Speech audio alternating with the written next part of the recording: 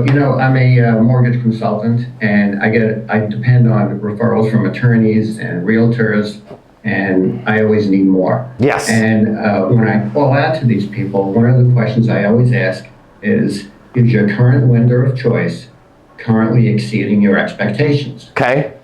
They always think about it. None of them say yes. Right. They always say no, but there's somebody who was supposed to refer to, and my manager wants me to use this person, or but I never get a straight answer on that. Yep. Is that not a great question to ask? It's salesy. Let me give you an unsalesy Easton University version of the same question. Are you ready? Sure. Let's say Kay is also moonlighting as a real estate professional. I'm picking on Kay today. Is she there? I lost her. She was on the screen. I don't see her. Whatever. She's around somewhere. Maybe she left. Let's say Kay is a real estate professional. I could call Kay and say, hey Kay, it's Matt Easton with Easton Mortgage. Hey, is your current lender exceeding your expectations? She's gonna go, sales call. If her current lender has pissed her off to the degree that she has just lost 4 deals that she can trace back to that lender, she might have a conversation with you. If her current lender is anything a tad better than that, literally keeping her kids out of college, she's probably gonna be like, it is what it is. What you got? Send me something, I'll take a look, right? So the non-salesy version of is your current lender exceeding your expectation is, hey Kay, Matt Easton over here at Easton Bank wanted to reach out to you personally because there is something that every residential broker there in Omaha is having to deal with. Nobody's talking about it. I just wanted to make sure you were aware of it, right? Well, what's going on, Rich? Here's what's going on. Okay, back in the world where people were lined up before a house would show, like 80 deep, like it was the Apple store, and they were getting, I don't even want to say multiple, let's just say 67 offers the first day the house was listed, and interest rates were a little bit north of 0. Really didn't matter if the mortgage provider, got everything done, did it timely, wasn't any hiccups, because there was essentially an infinite supply of buyers. Here's what I wanted to make you aware of. And I wanted to reach out to you personally on this because I'm hoping this isn't affecting you the way it might be and the way it's affecting a lot of agents. We've got some people where it's affecting them to the point where they're thinking about getting another job, they're thinking about getting out of the business. What they're not realizing is, yes, the buyer pool, the scope is tightened on that. Very few buyers.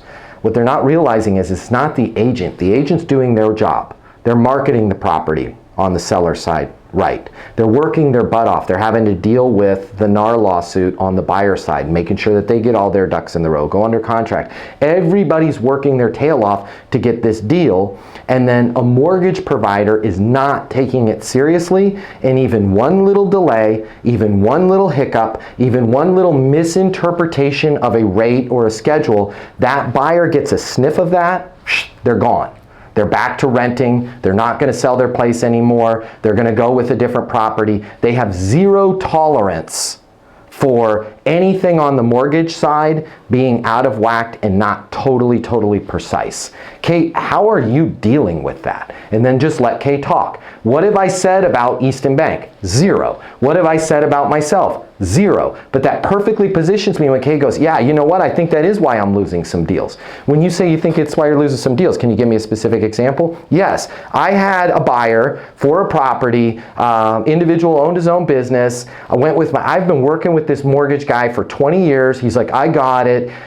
I send my buyer in there, and this guy tells him he qualifies for a $1 million house. The guy showed up in a car that was half the price of that. He didn't even think out of the box in terms of bank statement loans or anything like that. He just simply told my freaking guy, you're not qualified, to which my guy got upset at me and was like, Kay, we're not moving. Thanks for your time. Bye. I would have really appreciated it if this lender had realized the amount of effort I had to put into this god dang deal and how long I've worked with this person showing them properties, and then I was essentially handing them half a year's worth of my income that could have slowed it down a little bit and called me if there was a problem, right? God dang, how often does that happen?